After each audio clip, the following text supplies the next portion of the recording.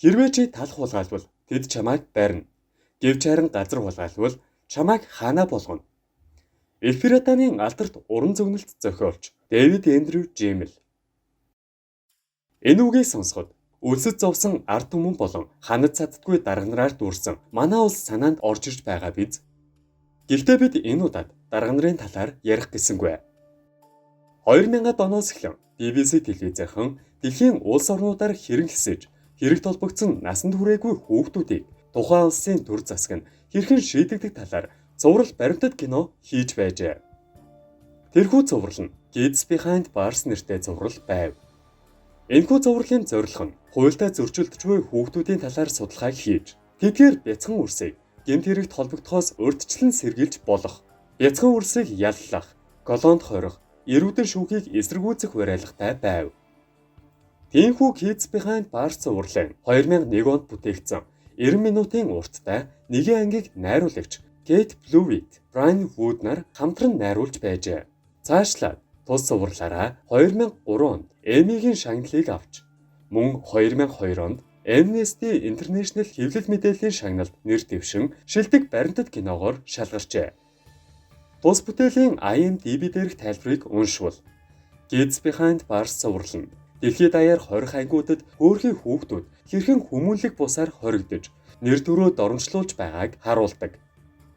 Томчууд шударга ёс тогтооно хэмээн хуулиар төрий барьснаар хүүхдүүдийг хэрхэн мөлжин, тамлаж, хор хөнөөл учруулж, хүчирхийлж байгааг та тус ангиас харах болно. Мөн Америк, Монгол, Англи, Филиппин, Гүрж, Бразил, Турк зэрэг дэлхийн өнцөг булан бүрт гэмт хэрэгт холбогдсон насанд хүрээгүй хүүхдүүдтэй хийсэн ярилцлагч бас бий гэсэн байна. Тус анги нь Kids Behind Bars цувралын хамгийн хар бараан ангиудын нэг бөгөөд тэр дундаас хамгийн ихээр сэтгэл хэмзэглүүлсэн хэсэг нь гар утсны хулгай толбогдсон 9 настай монгол хүү байв.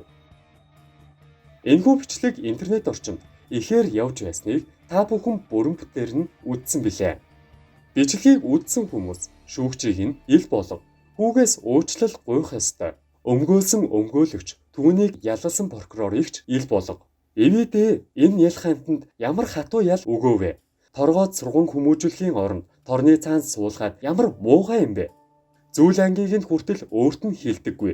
Энэ хүүхэд хэдэн жил суухаач мэдэхгүй торны цаанд орсон байна. Гэтэл энэ муу хурган дарга нар хэдэн тэр бууmaan нь авилга авчаад яасан пэдгэр юм бэ гэх мэтээр битсэн байна. Учир нь хэрэг хуучурдгүй бөгөөд ялангуяа ийм муухай хэрэг хизээж мартагдах ёсгүй.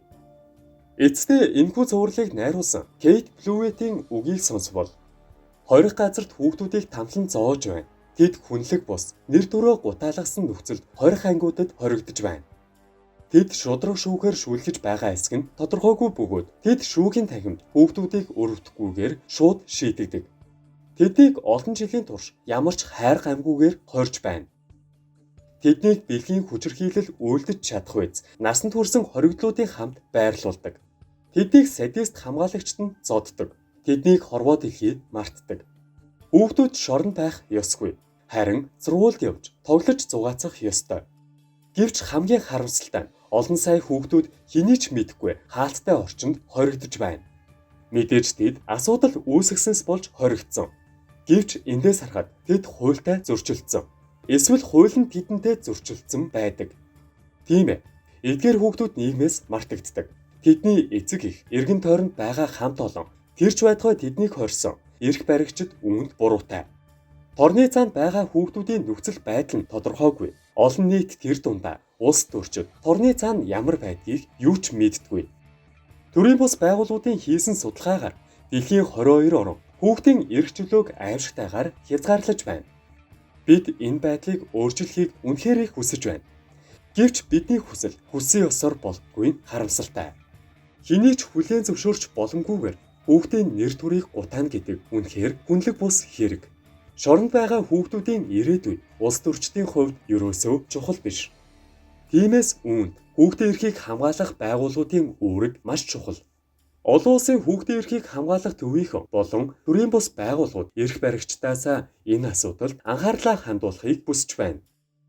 Хорих ангид байгаа хүүхдүүдийн тоог багасгаж, хоригдж буй хүүхдүүдийн нөхцөл байдлыг сайжруулах арга хэмжээг авах ёстой.